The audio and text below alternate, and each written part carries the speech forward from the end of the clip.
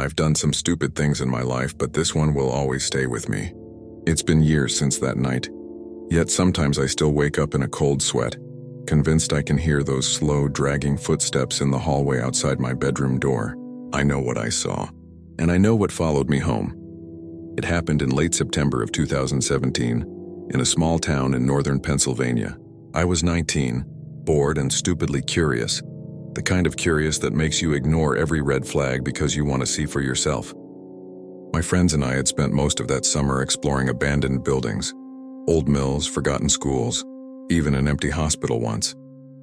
We called it urbexing, though really it was just trespassing with flashlights and bad ideas. There was one place none of us had dared to go, the house behind the orchard. Everyone in town knew it, though no one ever talked much about it. The property sat at the far end of a gravel road behind an overgrown apple orchard. The trees had gone wild, tangled and heavy with rotting fruit. Past them, maybe a half-mile in, was a two-story farmhouse. Locals said it had been empty since the mid-90s, after the owner, an old man named Graham Holloway, just disappeared one night. Kids told stories about people hearing screams from the woods, or seeing a figure standing in the upstairs window after midnight. You know, the usual urban legend kind of stuff.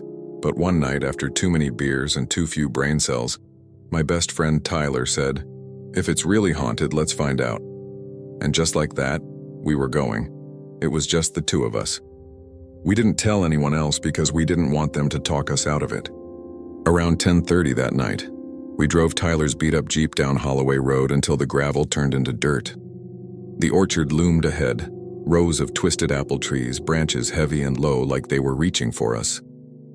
The air smelled of fermentation and rot. We parked the Jeep near the edge of the trees and killed the engine. The night was dead quiet, the kind of silence that presses on your ears until you start hearing your own heartbeat. Tyler grinned, but I could see the nervous twitch in his jaw. We both knew this wasn't a good idea, but neither of us wanted to be the one to back out. We slipped between the trees, our flashlights cutting thin paths through the dark. The apples crunched under our boots, soft and wet.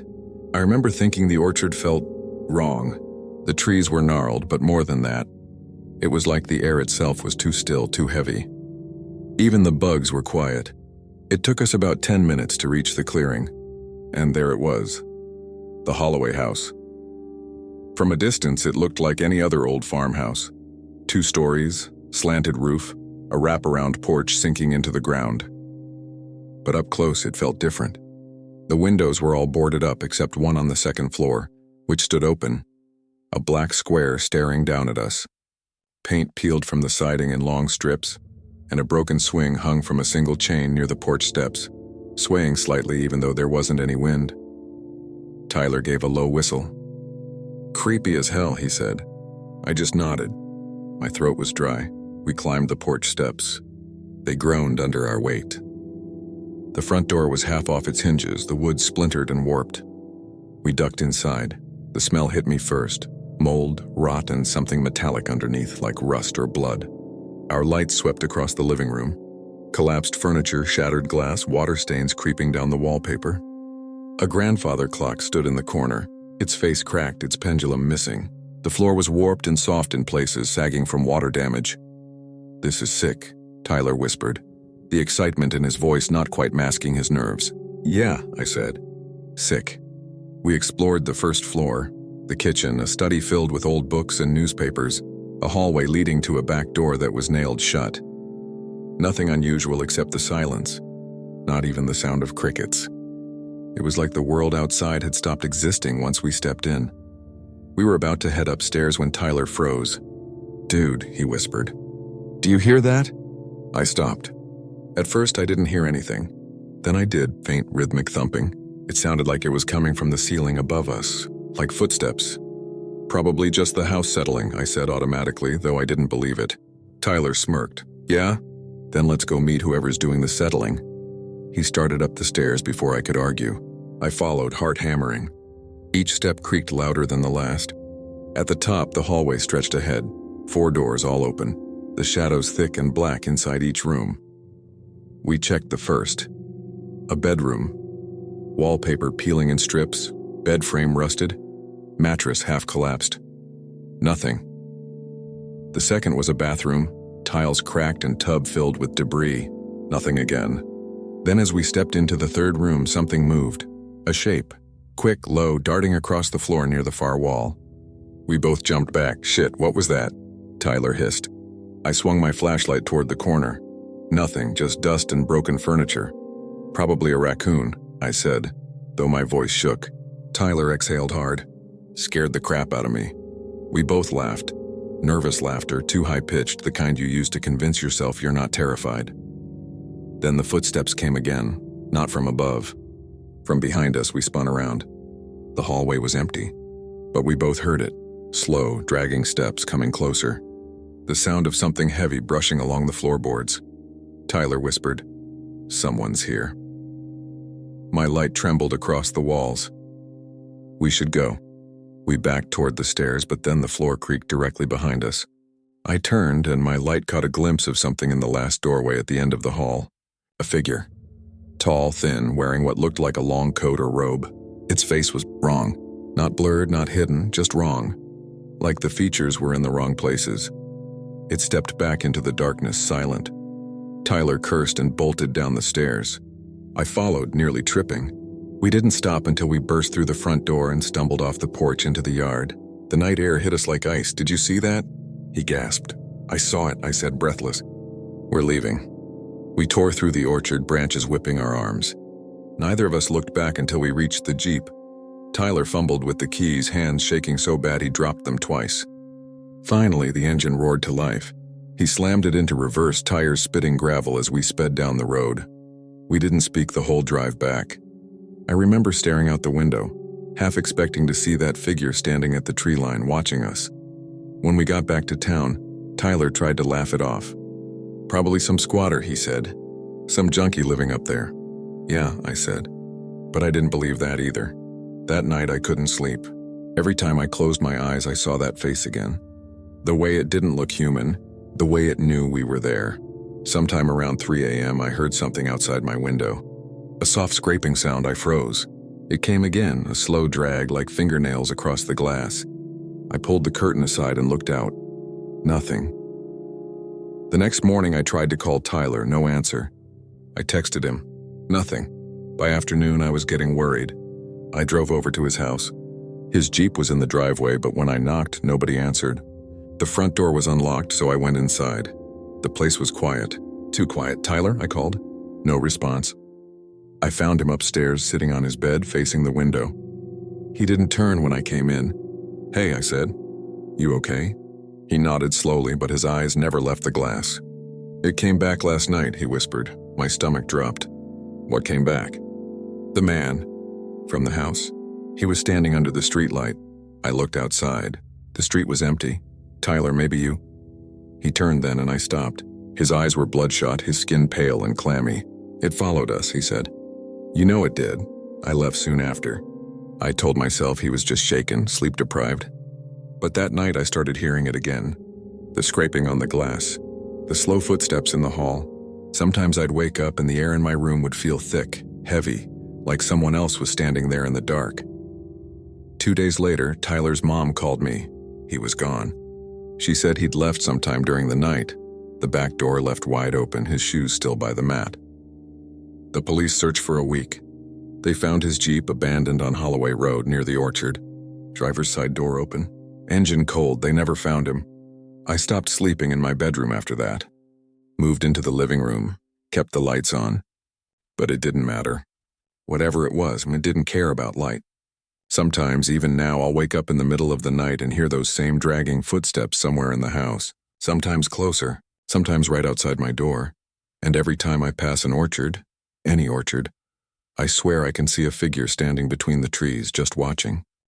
I grew up in a quiet town where nothing really happened. The kind of place where the loudest thing at night is the crickets, and the biggest local scandal is someone spray painting the old water tower. It's the kind of town where teenagers have to invent their own ways to feel alive.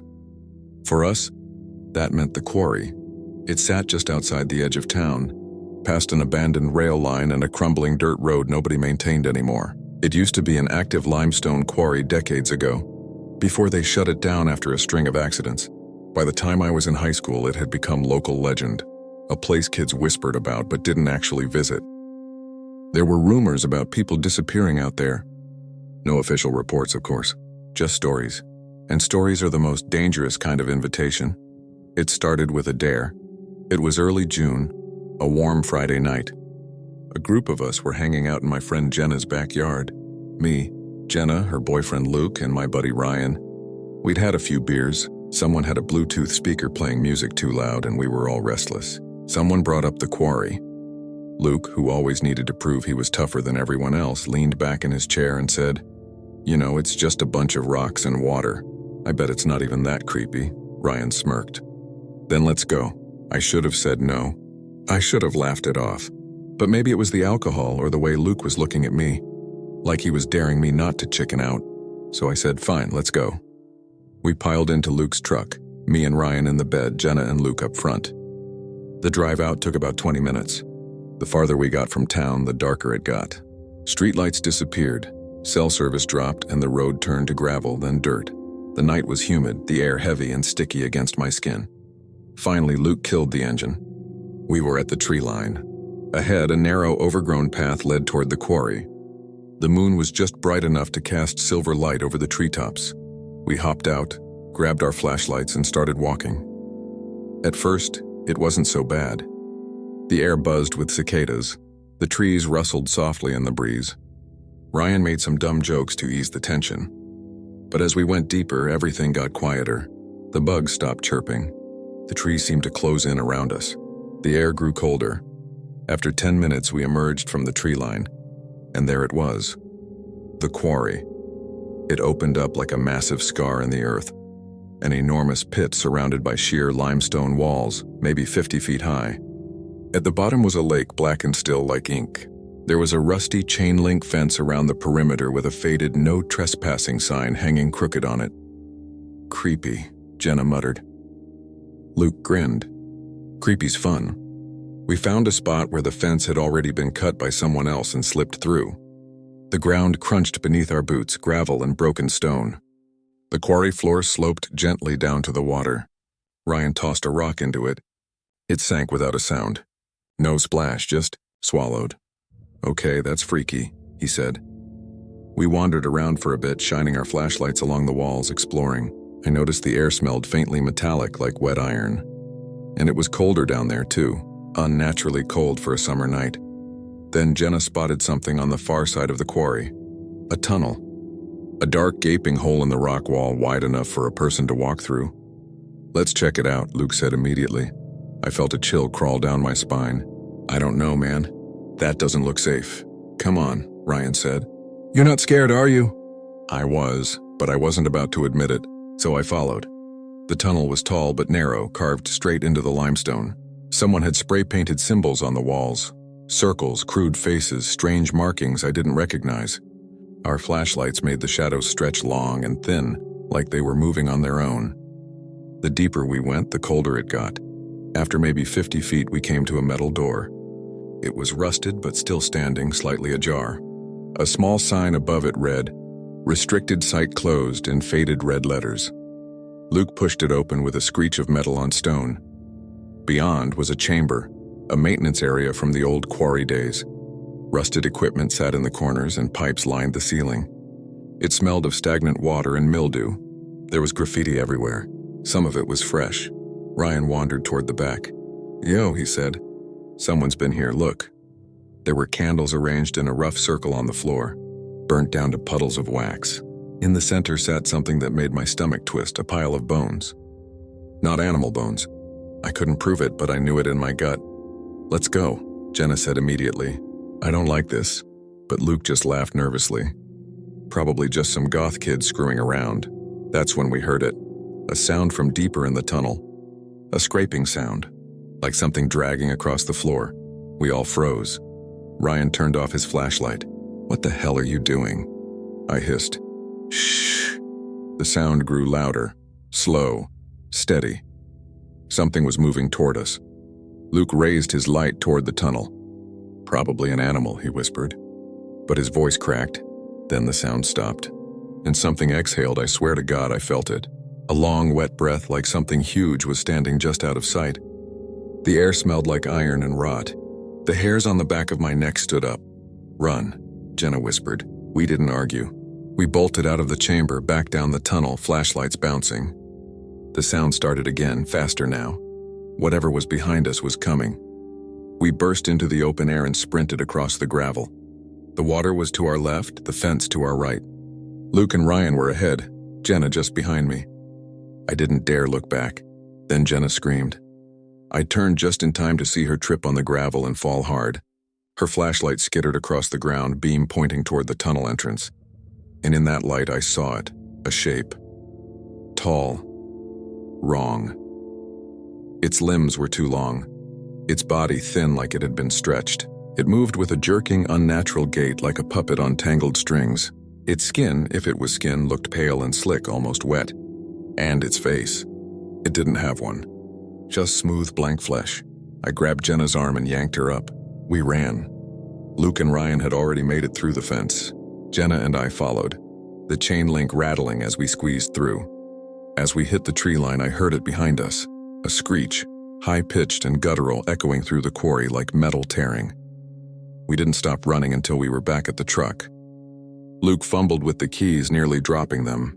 When the engine finally roared to life, we peeled out of there, tires kicking up dirt. I looked out the back window just once. Something was standing at the fence line, watching us. None of us said a word on the way home. Luke dropped us off without a joke. Ryan, usually the loudest, was silent. Jenna cried quietly in the back seat. I didn't sleep that night. Every time I closed my eyes, I saw that face, or the lack of it. The next morning, Ryan didn't show up to work. By evening, his mom called us. He hadn't come home either. The police found his car parked near the quarry. No sign of him. They searched the area for 3 days. No leads, no body. Just his flashlight floating in the quarry water. Jenna left town a month later. Luke stopped talking to me altogether. He said it wasn't real, that we imagined it. But I know he saw it. We all did. Sometimes when I drive past the edge of town late at night, I swear I can hear that scraping sound again, like something dragging itself up from the pit. And once, just once, I thought I saw someone standing in the trees near the quarry fence. Too tall, too still. I never went back, but I know it's still there. I used to love exploring abandoned places. Something about them fascinated me. The silence, the history, the sense that time had stopped and left everything frozen in dust. I told myself it was about photography, but the truth was, I liked how those places made me feel. Small, alone, like I was standing on the edge of something bigger and darker than the world I knew. That feeling almost killed me. It started in the summer of 2019. My cousin Eric had come to visit for a few weeks. He was older than me by a couple years, wild, fearless, and the kind of guy who thought danger was just another word for fun. When he heard about my hobby of exploring abandoned places, he was immediately hooked. "You ever been up to the old radio tower?" he asked one night, his eyes glinting. I hadn't, but I knew what he meant. About 30 miles outside of town, past a forest preserve and an old rail line, stood the remains of a decommissioned broadcast tower. It was built sometime in the 70s, used for local AM radio transmissions before it was shut down after an electrical fire. The structure itself, a 300-foot skeletal tower of rusted steel, was still there, along with a small concrete control building at its base. Officially, the land was government property. Unofficially, it was a magnet for thrill seekers. "Cops patrol that area," I told him. Eric shrugged. "Then we'll go late." That's how 2 nights later, we found ourselves driving down a cracked asphalt road lined with pines, our headlights cutting through the mist. It was nearly midnight when we reached the access gate. A rusted sign read, "No trespassing federal property." Eric grinned. Perfect. The gate was locked, but part of the fence had been pulled down years ago. We ducked under and started the short walk through the trees. The tower loomed above us soon after, a spindly metal giant disappearing into the fog, its blinking red light dead for years. The smaller control building sat nearby, its windows shattered and door hanging open. "This is awesome," Eric whispered. "Imagine the photos, I wasn't so sure." The air felt wrong somehow, thick like the forest was holding its breath. And under that stillness was a faint sound, a hum, barely audible, but there. I figured it was just tinnitus or maybe wind vibrating through the old tower beams. We entered the control building first. Inside, the floor was littered with broken glass, wiring, and old equipment. Rusted racks of switches lined the walls. In one corner sat a large transmitter cabinet, its metal door warped from heat. The smell of burned insulation still clung to everything. Eric started snapping pictures with his camera, his flashlight beam sweeping across the graffiti-stained walls. I followed behind, feeling uneasy. Then I noticed something strange. One of the machines, a boxy, dust-covered transmitter, it was on. A small red light glowed faintly on its front panel. I thought my eyes were playing tricks on me. "Eric," I said. "Come look at this." He came over, squinting. "Huh, that's weird. How the hell's it getting power?" There was no electricity here. The place had been shut down for over 20 years. "Probably a battery or something," he said finally, though he didn't sound convinced. He reached for the knob on the side. "Don't..." I started, but he'd already turned it. The red light blinked once, then steadied. A faint crackle filled the air. The speaker built into the front of the machine came to life, hissing with static. Then, impossibly, a voice emerged, not words exactly. Just sounds. A whispering, garbled tone like someone trying to talk through layers of distortion. Eric laughed nervously. "Okay, that's creepy." I stepped closer. "It's broadcasting something." He tilted his head, listening. "It almost sounds like..." The voice grew louder. Still indecipherable, but rhythmic, like it was repeating something. I leaned in. That's when every light in the room flickered. Our flashlights stuttered. The red LED on the transmitter flared bright. And I swear, for a split second, I saw someone standing in the doorway behind Eric. Tall, thin, unmoving. When my light came back on, the doorway was empty. "Did you see that?" I whispered. Eric frowned. "See what?" I told him, but he just smirked. "Probably your shadow, man. Chill." But my heart wouldn't stop pounding. Something about this place felt wrong, deeper than fear. More like the air itself didn't want us there. We left the building soon after, though Eric insisted on climbing the tower before we went. "Just a few shots from the top," he said. "Come on, when's the next time we'll be here?" I wanted to argue, but I followed him. The ladder was bolted to the side of the tower, stretching up into darkness. The metal was slick with dew. Each step echoed through the frame, ringing in the night air. We climbed maybe 50 feet before the fog swallowed the ground below. The forest was just a gray mass beneath us. I could see the roof of the control building faintly in the mist. Then I heard it again. That hum, only this time it wasn't faint. It was rising, vibrating through the tower itself, deep and low like the sound of an approaching storm. The steel beneath my hands began to tremble. "Eric!" I shouted. "Do you hear that?" He was a few rungs above me, camera slung around his neck. He looked down, eyes wide. "Yeah, what the hell?" Then the hum stopped, just cut off. The silence that followed was worse than the noise. "Let's get down," I said. We started climbing down. Halfway, Eric froze. "Wait," he whispered. "Do you see that?" I looked down. Near the base of the tower, something was moving. A shape in the fog, human-sized. But its movements were wrong, jerky, almost flickering, like it wasn't entirely there. "Eric," I said, "move, now." We descended as fast as we could without slipping. When our boots hit the ground, the shape was gone. The fog hung thick and still. We ran for the fence, neither of us speaking. But just as we reached the tree line, a sound broke through the quiet, the radio inside the control building crackling to life again.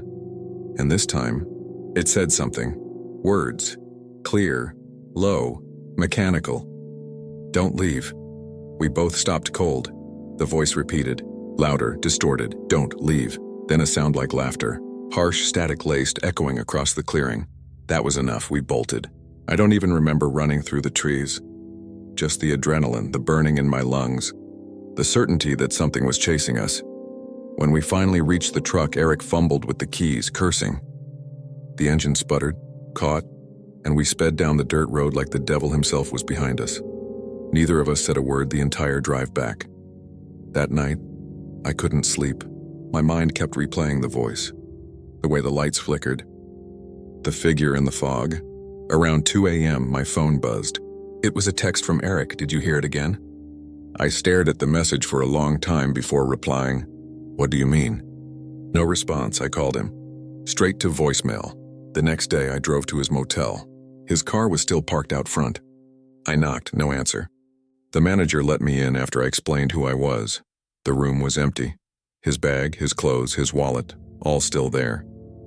But no Eric. The bathroom mirror was cracked, and on the sink counter was his camera. The strap was torn like it had been yanked hard. I scrolled through the photos. Most were from that night. Shots of the tower, the control building, the fog. But near the end, there were 5 images that made my stomach drop. The first showed the inside of the control room, just static on the radio's screen. The second, a faint, blurred silhouette standing behind me. The third, closer. The fourth, it was a pale face pressed against the camera lens, eyes black and hollow. And the fifth, nothing but static, as if the photo itself had been burned away. I turned off the camera and left the room shaking. The police took the report, but didn't seem to take it seriously. Probably ran off, they said. Adults disappear all the time. But I know Eric didn't just run off. 2 nights later, I woke to that same hum again. It was faint at first, vibrating through the walls of my room like distant thunder. Then my phone lit up on the nightstand. Unknown number. No caller ID. I shouldn't have answered, but I did.